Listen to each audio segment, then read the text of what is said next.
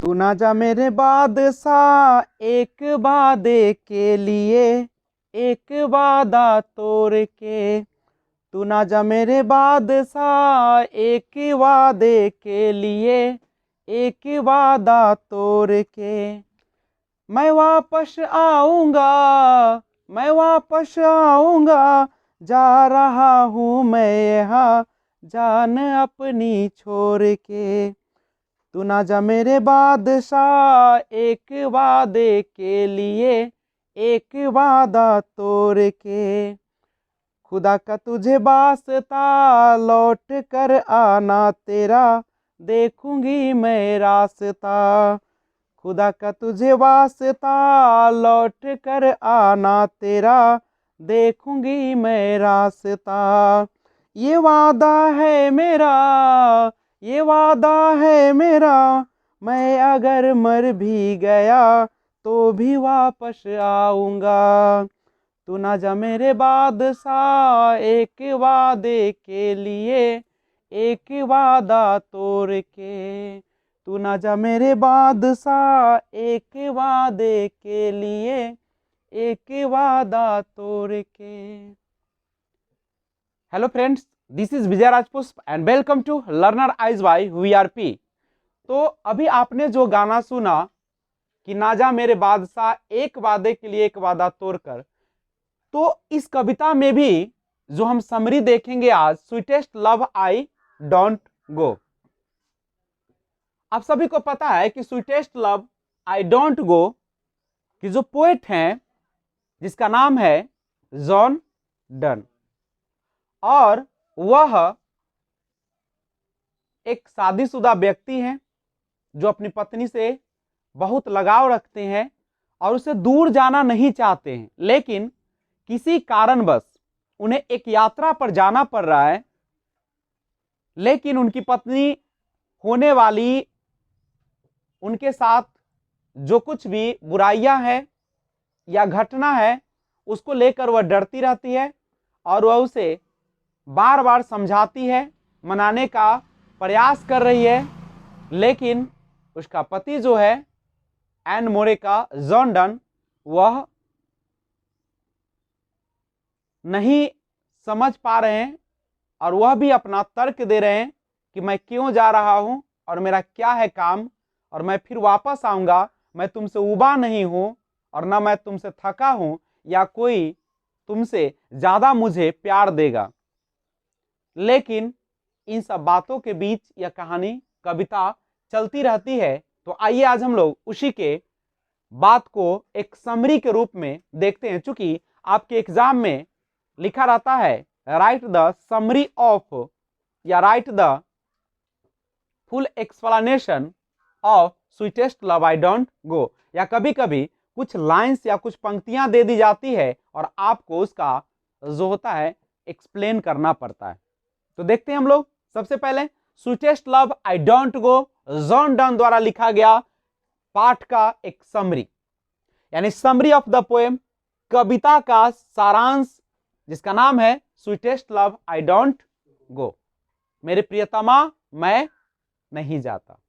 तो ध्यान दीजिए, sweetest love I don't go जो कि एक कविता है जॉन डन के द्वारा लिखा गया। स्टार्टिंग इसी तरीके से आप एग्जाम में करेंगे, sweetest love I don't go, मेरे प्रियतमा मैं नहीं जाऊंगा।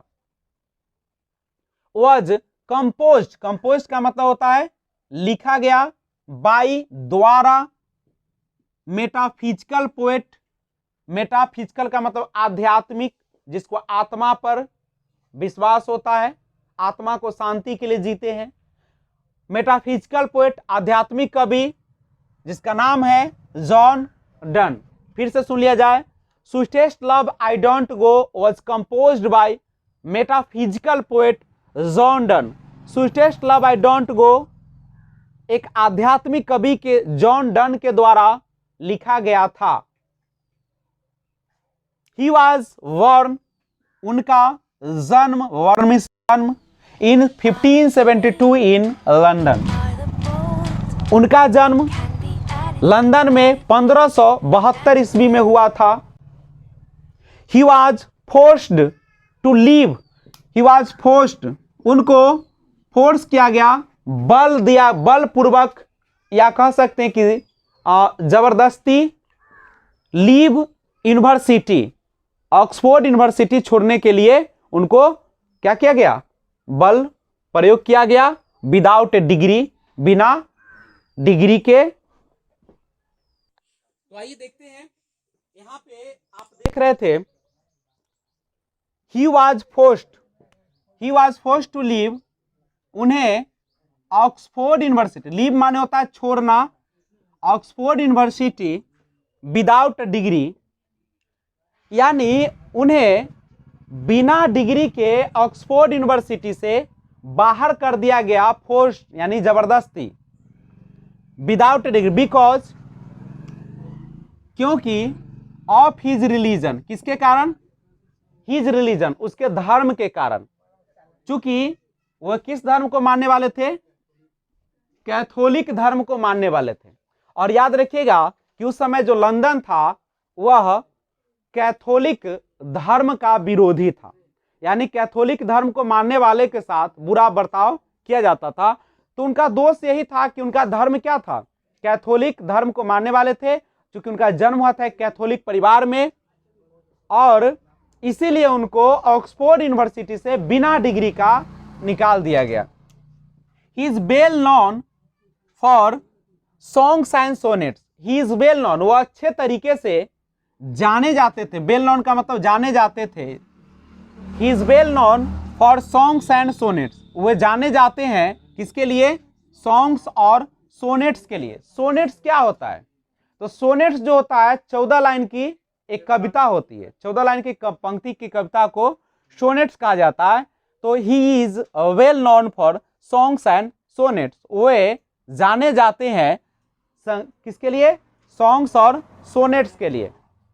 उसका पैराग्राफ चेंज कर दीजिएगा, इन दिस लव लिरिक, देखिएगा लिरिक का मतलब होता है जिसे गाया जा सके, जिसे गाया जा सके। इन दिस लव लिरिक, ये जो है sweetest love I don't go, love lyric है, एक ऐसी कविता है जिसे गाया जा सकता है। द पोएट इज कंसोलिंग, कवि कंसोलिंग, कंसोल का मतलब होता है सांत्वना देना या आश्वासन देना या आत्मविश्वास बढ़ाना, नहीं, the poet is consoling his wife, अपनी पत्नी को विश्वास दिला रहे हैं, सांत्वना दिला रहे हैं, टेलिंग हर, यह कहकर उससे कि that he is going away, वह दूर जा रहे हैं, गोइंग माने जाना, अबे माने दूर, he is going away not, वह दूर जा रहे हैं, नॉट बिकॉज, क्योंकि, फिर से सुनिए, he is going away not, वह दूर इसलिए नहीं जा रहे हैं, बिकॉज, क्योंकि, he is tired of her, कि वह उनसे या उससे थक चुके हैं, उब चुके हैं, और he wants a better woman, या वह किसी उससे भी बेहतर उसके साथ प्रेम कोई देगी या उससे ज्यादा प्यार देगी। Since he has to part with her one day, चूंकि he has to part, part माने जुदा होना, दूर होना, विथ हर उससे, वन डे एक दिन, उनका कहना है कि एक न एक दिन तो हमें जुदा होना ही है, नहीं, कोई भी दुनिया में हमेशा के लिए तो एक साथ नहीं है, एक न एक दिन उसको अलग होना ही है। सो इसीलिए ही वांट्स टू रिहर्स, इसीलिए वे क्या कर रहे हैं, अभ्यास करना चाहते हैं, मान एक न एक दिन तो जुदा होना है, तो जुदा होना है तो उससे पहले क्यों ना हम उसका रिहर्स कर ले, अभ्यास कर ले। To live separately for some time, कुछ समय के लिए, टू लिव सेपरेटली, अलग रहकर, अलग होकर, टू लिव जीने का, यानी जॉन डन कहते हैं कि एक ना एक दिन तो हम लोग को जुदा होना ही है, या हमें भी आपसे जुदा होना है, तो इसीलिए हम चाहते हैं कि कुछ समय के लिए अलग होकर टू लिव, रह सके, उसी का अभ्यास करना चाहते। कौन? John Donne. ही सेज, वे कहते हैं, the sun sets in the evening. The sun sets माने क्या होता है? सूर्यास्त होना, डूबना। ही सेज, वो कहते हैं, the sun sets in the evening, कि सूरज शाम में सूर्यास्त होता है, डूब जाता है। And rises again in the morning, और राइजेज सूर्योदय यानी उदय होता है, उगता है, अगेन पुनः, इन द मॉर्निंग सुबह में। यानी वो कहते हैं कि सूरज शाम में डूब जाता है, and rises again in the morning, और पुनः सुबह में उगता है। But it has neither sense, लेकिन इट हैज, सन के पास, नाइदर, ना तो सेंस है। सेंस का मतलब समझते हो ना? सेंस समझने बुझने की। सेंस, क्या सूरज के पास सेंस होता है? तो वही कह रहा है कि but it has neither sense, उनके पास तो सेंस भी नहीं है, नॉट डिजायर, और नहीं कोई इच्छा है। डिजायर है? क्या सूरज के पास कोई सेंस है, कोई दिमाग, कोई दिल है? क्या उनके पास कुछ इच्छा है? तो जब उनके पास कुछ नहीं है तो वो तो शाम में डूब जाते हैं, सुबह में फिर आकर उदय हो जाते हैं। ही अस्योर्स, वे आश्वासन देते हैं, आश्वस्त करते हैं। स्वर्स माने आश्वस्त करते हैं। हर, जैसे हम लोग किसी को पैसा लेना होता है तो हम लोग आश्वस्त करते हैं ना कि हम आपको ना 10 दिन में पैसा चुकता कर देंगे, हम पर विश्वास रखिए। नहीं, हम फलनमा के लिए थे पैसा, हम उसको दे दिए थे 5 दिन में, 10 दिन कहे थे ना, अभी मजबूरी है ना, तो हम किसी के सामने हाथ नहीं फैलाते, ऐसे लोग कहते हैं। तो वही यहाँ पे वो अपनी पत्नी को समझा रहे हैं कि ही अस्योर्स, वो आश्वासन देते हैं हर, उसे, कि दैट ही हैज सेंस, उसके पास तो क्या है? सेंस है, उसके पास तो दिमाग है, उसके पास तो दिल है, उसके पास तो मन है। एंड डिजायर, और इच्छाएं भी है। टू कम बैक, वापस आने का, कम बैक माने वापस आना। टू हर, टू हर, उसके लिए। कहता है कि सूरज के पास जब कुछ भी नहीं है तो वो तो शाम को सूर्यास्त होता है और सुबह में सूर्योदय हो जाता है, जबकि ना इच्छा है ना कोई सेंस है। लेकिन मेरे पास तो सेंस भी है, मेरे पास तो इच्छा भी है। और क्या इच्छा है? तो मेरे पास तो एक वजह भी है, तुम्हारे पास वापस आने का, लेकिन सूरज के पास तो वो भी वजह नहीं है। तो कहता है कि to come back to her, कि उसके पास आने का, वापस आने का उनके पास क्या है? एक डिजायर है, सेंस है। सो इसीलिए he will come back sooner than the sun. So he will come back, वह वापस आएंगे, इसीलिए वह वापस आएंगे, सूनर देन द सन, सूरज से भी तेज गति से। कहा कि जब सूरज के पास कुछ भी नहीं तब तो वह समय पर आ जाता है, और मेरे पास तो तुम्हारे साथ जीने का, तुम्हारे साथ रहने का, तुम्हारे साथ लगाव का मेरे पास तो सेंस है, डिजायर है, तो मैं तो सूरज से और जल्दी ना आ जाऊंगा। नहीं, ये कहते हैं कि सूनर देन द सन, मैं सूरज से भी सूनर, और जल्दी यानी तीव्र गति से, ही विल कम बैक, वापस आऊंगा। ही सेज, जॉन डन कहते हैं, he says man's power is very big.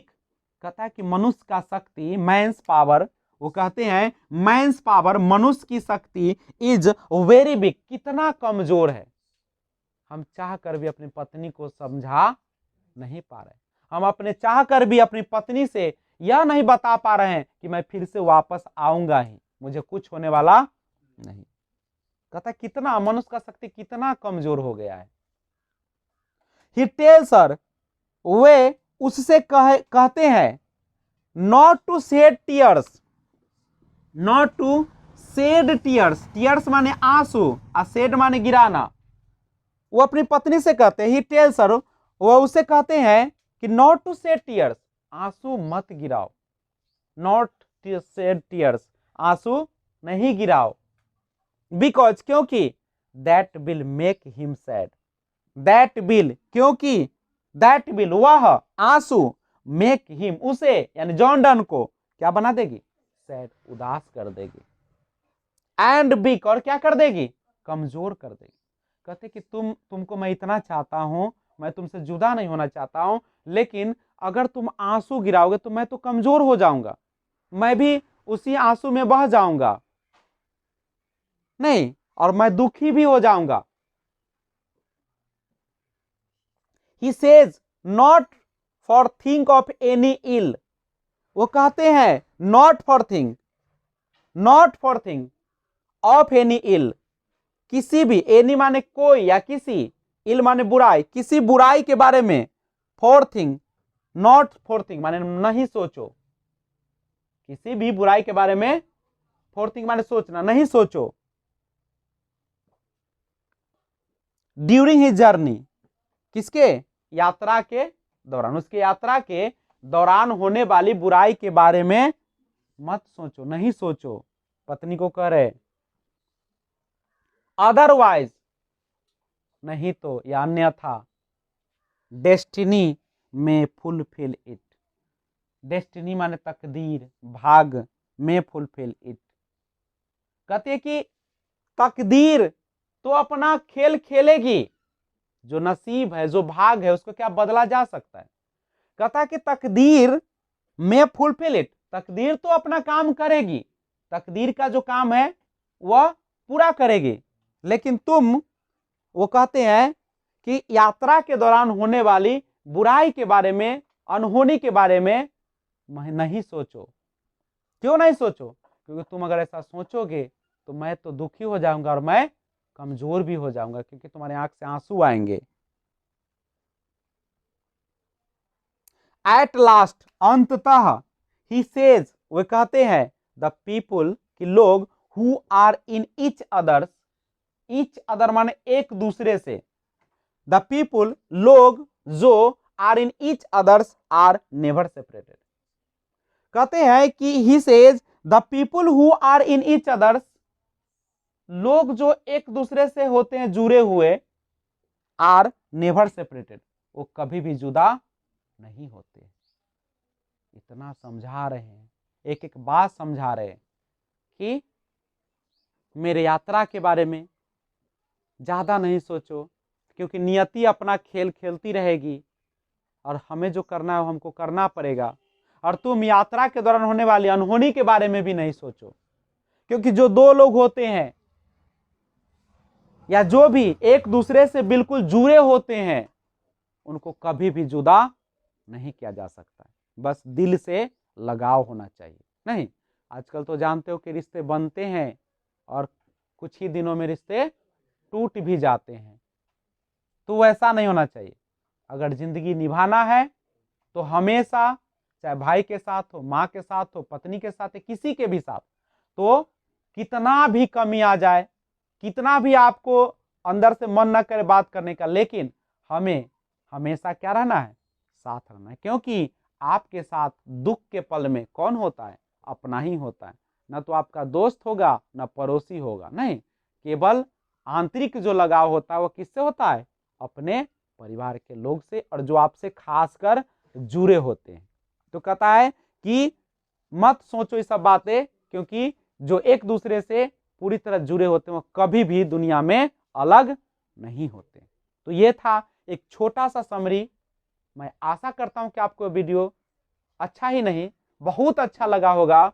तो आप इस चैनल को ज़्यादा से ज़्यादा शेयर कीजिए, और अगर आप नए व्यूअर्स हैं तो इस चैनल को सब्सक्राइब कर लीजिए और घंटी को दबा दीजिए। Thanks for watching. मिलते हैं एक बार फिर से एक और बेहतरीन वीडियो के साथ, जिसमें हम लोगों की मुलाकात होगी ऑब्जेक्टिव क्वेश्चन के साथ, sweetest love I don't go. तो आज बस इतना ही, एक और वादे के साथ कि मैं आपके साथ बहुत जल्द आ रहा हूं फिर एक बेहतरीन वीडियो लेकर। Sweetest love and I don't go, sweetest love I don't go John Donne द्वारा लिखा गया। तो आप स्टे होम, स्टे सेफ, घर पे रहिए, सुरक्षित रहिए, सोशल डिस्टेंसिंग का पालन कीजिए, 2 व्यक्तियों के बीच कम से कम 2 गज का दूरिया हो, और प्रॉपर मास्क सैनिटाइजर का प्रयोग कीजिए, हाथ को अच्छी तरीके से साबुन से या हैंड वॉश से धोइए। जब भी कहीं जाते हैं तो आप अपने स्वास्थ्य का ख्याल रखिए। किसी भी तरीके का अगर सर्दी खांसी या बुखार का लक्षण झलकता है तो तुरंत घरेलू उपचार करें, नहीं काढ़ा बनाकर पिए, गिलोय का जल पिए। तो इस तरीके से आप अपने आप को बचा सकते हैं, क्योंकि जान है तो जहान है, और आप पर ही पूरा परिवार, पूरा समाज, पूरा रिश्ते नाते सभी जुड़े हुए हैं, इसीलिए आपकी जिंदगी अनमोल है। तो मिलते हैं एक और वादे के साथ, एक बेहतरीन वीडियो के साथ। Thanks for watching, keep watching. जय हिंद, जय भारत।